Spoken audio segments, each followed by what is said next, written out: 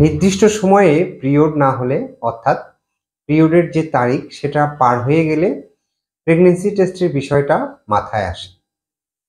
খুব সহজেই খুব কম খরচে test kit, pregnancy test kit বা কাঠির মাধ্যমে প্রেগন্যান্সি টেস্ট করা যায়।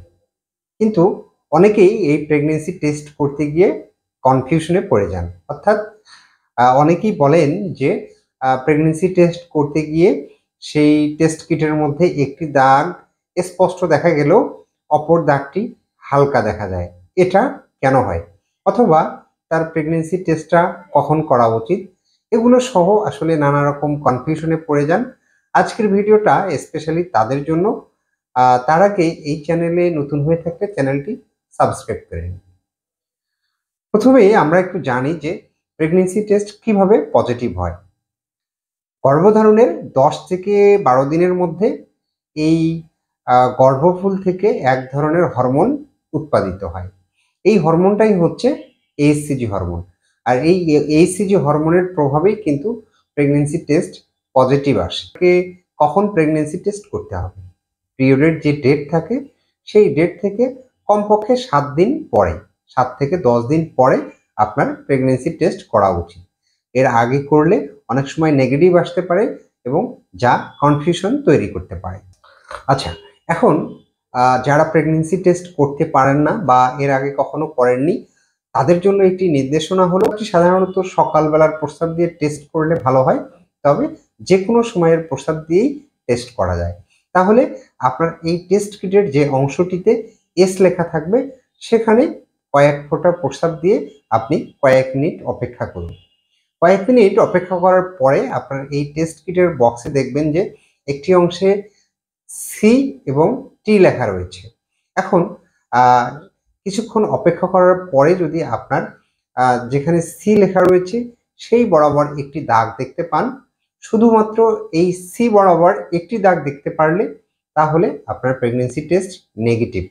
টেস্ট কিটে সি বরাবর একটি দাগ রয়েছে, পাশাপাশি আবার টি বরাবরও একটি দাগ রয়েছে, তাহলে আপনাকে বুঝতে হবে যে প্রেগন্যান্সি টেস্ট পজিটিভ। দুটি দাগ দেখতে পেলে তাহলে অবশ্যই আপনার প্রেগন্যান্সি টেস্ট পজিটিভ।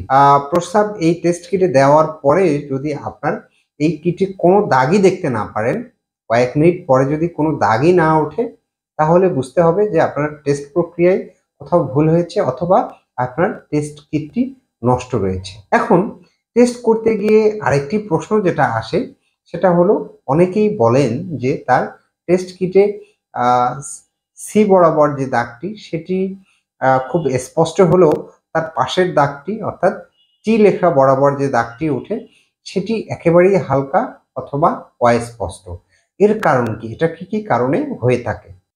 অনেক কারণেই প্রেগন্যান্সি টেস্ট করতে গিয়ে টেস্ট কিটে আপনার টি বরাবর যে দাগটি সেই দাগটি কিন্তু হালকা বা অস্পষ্ট থাকতে পারে।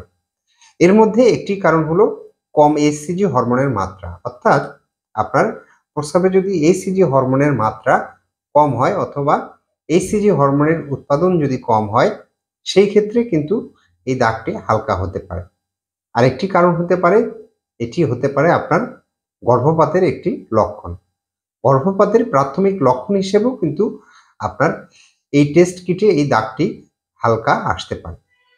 আরও একটি কারণ হলো জরায়ুতে টিউমার থাকা এবং কিছু কিছু ঔষধের প্রভাবেও কিন্তু আপনার এই টেস্ট কিটে দাগটি হালকা হয়ে থাকে। হ্যাঁ, আমরা ধরেই নিচ্ছি যে একটি দাগ একটু হালকা বা অস্পষ্ট হলেও আপনার প্রেগন্যান্সি পজিটিভ।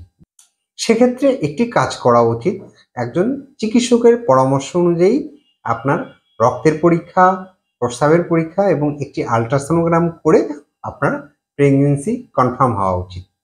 আবার অনেকেই দেখা যাচ্ছে যে নির্দিষ্ট সময়ে বা নির্দিষ্ট তারিখে পিরিয়ড না হওয়ার কারণে প্রেগন্যান্সি টেস্ট করেন। প্রেগন্যান্সি টেস্ট করার পরে রেজাল্ট নেগেটিভ পাওয়া যায়, অর্থাৎ একটি দাগ পাওয়া যায়। এখন কথা হলো, তাহলে আপনি কি করবেন? তাহলে আপনি টেস্ট করার পরে পুনরায় 7 দিন পরে আরও একবার প্রেগন্যান্সি টেস্ট করুন। এখন পরপর দুবার প্রেগন্যান্সি টেস্ট করার পরেও যদি আপনার টেস্ট নেগেটিভ হয়, আবার অন্যদিকে আপনার পিরিয়ডও না হয়, তাহলে অবশ্যই আপনাকে চিকিৎসকের পরামর্শ নেওয়া উচিত।